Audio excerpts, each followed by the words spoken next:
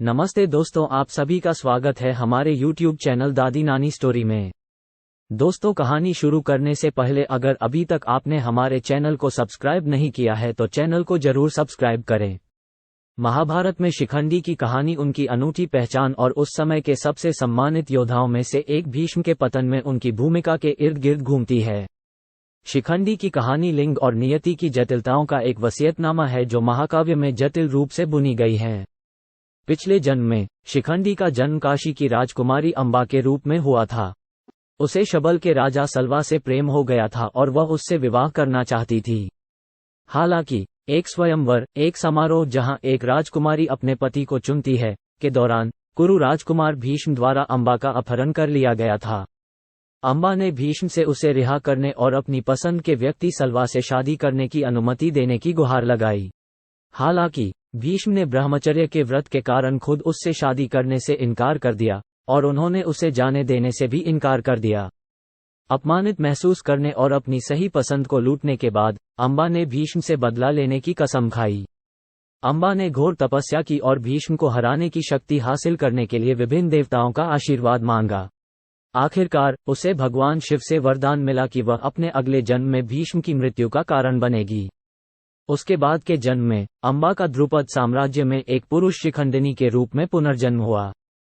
शिखंडिनी को एक लड़के के रूप में पाला गया था जो अपने अतीत और भीष्म के पतन के बारे में उनकी नियति से पूरी तरह वाकिफ थी। हालांकि जैसे जैसे वे बड़े होते गए उन्हें अपनी लैंगिक पहचान के कारण सामाजिक चुनौतियों का सामना करना पड़ा। जब महाभारत युद्ध का समय आया तो शिखंडिनी की उपस्थिति महत्वपूर्ण हो गई। अपने भाग्य से वाकिफ शिखंडिनी ने सहायता मांगने के लिए तीसरे पांडव अर्जुन से संपर्क किया। अर्जुन शिखंडिनी के महत्व को पहचानते हुए मदद करने के लिए तैयार हो गए। युद्ध के दौरान अर्जुन ने ढाल के रूप में सेवा करते हुए शिखंडिनी को अपने रथ पर अपने सामने रखा। भीष्म एक महिला के खिलाफ युद्ध न करने की अपनी प्रतिज्ञा से बंधे हुए सीधे अर्जुन पर हमला करने से बचते रहे। शिखंडिनी को उसका सामना करने की अनुमति दी। भीष्म पर शिखंडिनी के बाणों की वर्षा हुई और उनकी वीरता के बावजूद वे अपनी प्रतिज्ञा की बाधाओं के कारण वापस नहीं लड़ सके। आखिरकार भीष्म गंभीर रूप से घायल हो गए और अंबा शिखंडी के प्रतिशोध को पूरा करते हुए बाणों की शैया पर गिर पड़े। महाभारत युद्ध में शिखंडी की भूमिका हालांकि अल्पकालिक महत्वपूर्ण थी। उन्होंने एक दुर्जय योद्धा भीष्म के पतन में महत्वपूर्ण भूमिका निभाई जो उस समय तक अजेय साबित हुए थे। शिखंडी की कहानी लिंग, पहचान और नियति की जटिलताओं के बारे में विचारोत्तेजक सवाल उठाती है। ये लैंगिक भूमिकाओं की तरलता पर प्रकाश डालता है और सामाजिक मानदंडों और अपेक्षाओं को चुनौती देता है।